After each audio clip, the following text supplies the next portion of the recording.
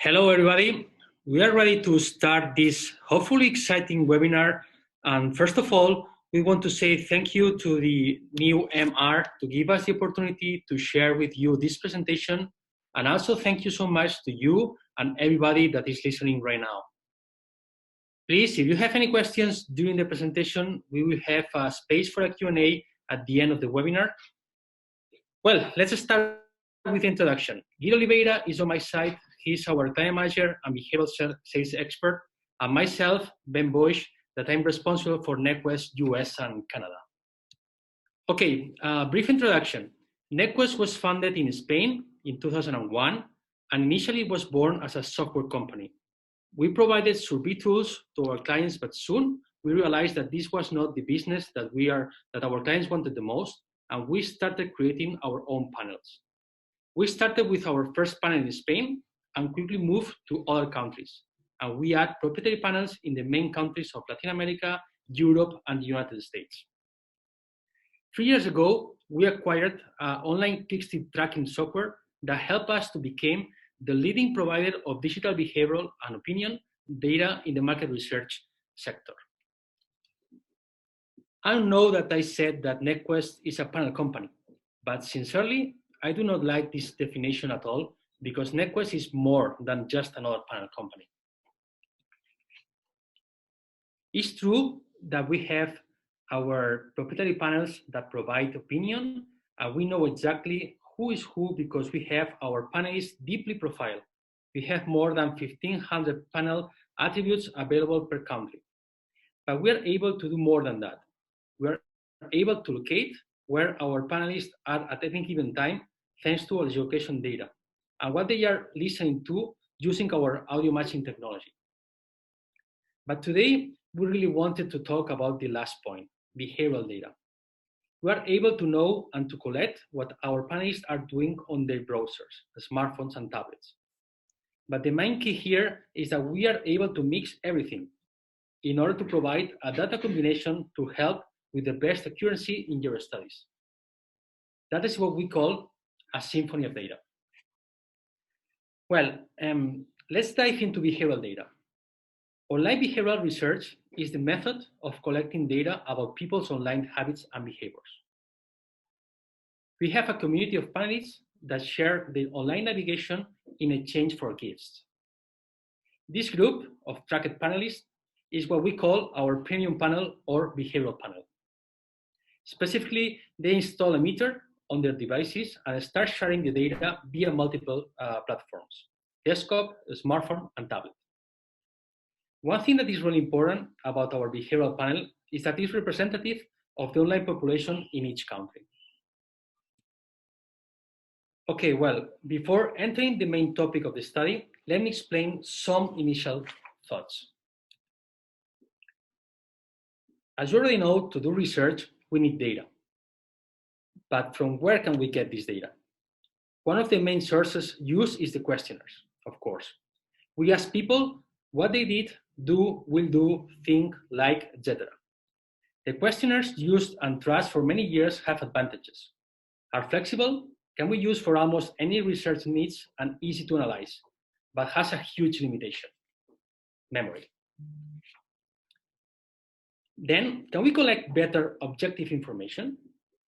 Can online behavioral help to solve problems with memory? Or shall we have to still use questionnaires as the main source of the objective information? That is going to be our main goal for this study, to compare the information obtained using passive and active data collection. In other words, how reliable is the human memory to recall online behaviors? My colleague Gil will now review the study specs and results. Thank you, Benet, for that introduction. We are both very excited to share these results with you, and I hope you enjoy. So, for this study, we leveraged our Netquest metered panels that we maintain longitudinally so that we could access their past online activity. For this study, we specifically looked at Spain and Mexico. We selected a sample in these two panels that have been active and sharing information with us for at least 2 months prior to the survey date. when we launched this project, we presented this group with a short survey through our online survey platform to collect their conscious or declared thoughts regarding their past activity online. For this study, we will cover a few different topics to see how these different details are affected by memory. Once we collected these survey results, we simply had to compare the panelists' declared answers from the survey to their actual behavior that we collect in the clickstream. Here, we will present the results of this comparison. We used the sample set of 400 to 450 panelists for each country to make sure that we had a robust enough sample size for this analysis. For the study, it was also very important to have a good distribution of devices for us to be able to compare the differences between device types. Therefore, roughly 50% of our total group was tracked on both desktop and mobile devices. And this allowed for a deeper analysis on the individual level to see how an individual's recall differs between their own different device types. Now, for this study survey, we explored a variety of different topics. But for today's short webinar, we will review some of the key findings from these questions. The first topic we will cover, we asked panelists to list the last 5 websites that they visited in order directly from memory. There were no options or selections here to help guide them. The panelists simply had to type out the last 5 web visits on their device. Then we asked our panelists if they knew which websites they spent the most time on over the past week or over the past 2 months. This is not necessarily the most frequent number of visits, but the most total time spent. For this, we would expect to see websites like YouTube or Facebook that are very time consuming. Finally, the last topic we explored was social media usage. We asked panelists how often they think they use each of these social media platforms. Facebook, LinkedIn, and Twitter were the 3 that we focused on for this study. We gave panelists selections. How often do you use these platforms? Once per month, 2 to 3 times per month, 2 to 6 times per week, every day, etc. This exercise was done for both apps and browser, depending on which device was metered for that particular panelist. Now, we will review some of these questions in more detail and see how the results turned out. The results are quite surprising. So, as we discussed, the first question that we explored was, can you list the last 5 websites that you visited on your desktop and or smartphone device? Here, chart on the right, we are showing the percentage of panelists that were able to correctly list their most recent web visit. That's right, less than 10% of panelists were able to correctly list their most recent web visit before taking the survey. These results we found were quite surprising. As you can see, even after just 1 web visit, human memory is already unreliable.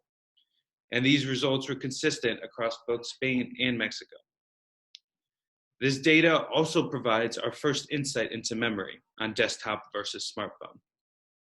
In fact, activity on smartphone proves to be much more difficult to recall versus desktop.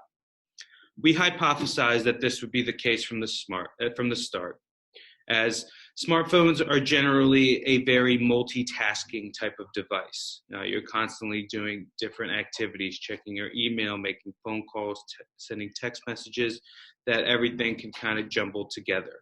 And so we expected that smartphone recall would be more difficult, and it turns out that it is. So next, we expected the exact memory, ordered memory of your most recent visits to be difficult to recall. So we reviewed the data and went back to check if maybe these panelists were able to remember the correct domains, just not necessarily in the right order.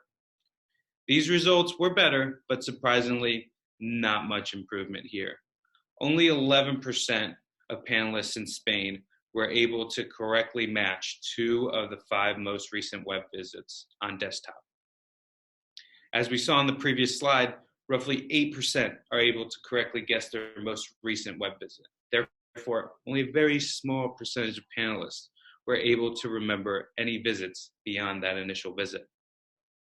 Once again, activity on smartphone was significantly behind that of desktop devices, roughly half match rate. Only 5% were able to list 2 out of their 5 most recent activities on their smartphone device. This match rate is much lower than we expected, and when considered in the context of a research study, these results can significantly affect the outcome of said research. Next, we were interested to see if potentially the length of the time period that we would cover during this recall would affect the match rate for panelists. To do so, we separated the group of panelists into 2 subsets. One covered past week activity, and the other covered past 2 months activity. We hypothesized that a longer time period would result in poorer memory recall for panelists. As the results show in this chart to the right, this does not appear to be the case for desktop devices. The recall rate on desktop devices was almost identical for the 2 time frames of 1 week versus 2 months, and very consistent across both countries. And even more interestingly, on smartphone, the recall rate was actually better over the longer period of time. Regardless, as expected, the recall remained stronger on desktop devices compared to smartphone devices. So finally, the last topic we will cover here today, social media usage. As you can see by these charts, even when it comes to the most actively used apps in the region, Facebook, the recall is still quite inaccurate. Surprisingly, a majority of panelists incorrectly reported their usage. The error rates in Spain and Mexico were consistent on desktop. And for smartphone, Spain showed slightly greater match rates.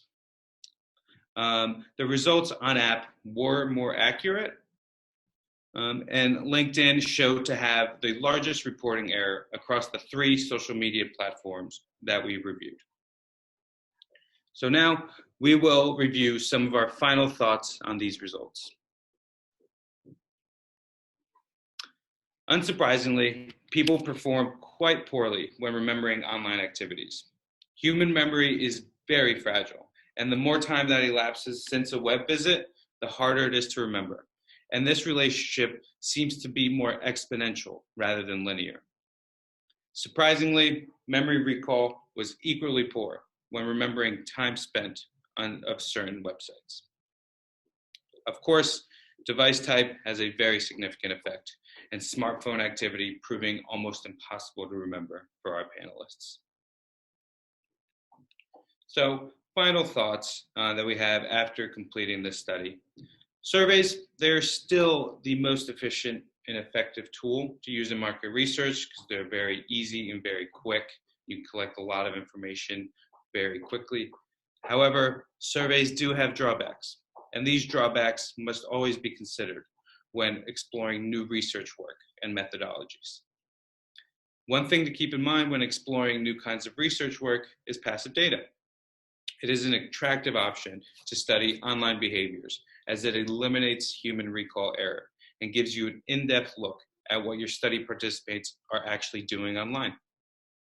Some ways that we generally implement this passive meter clickstream data is to use the passive data to put information that is collected in a survey into context, therefore creating a symphony of data by combining survey data and clickstream data.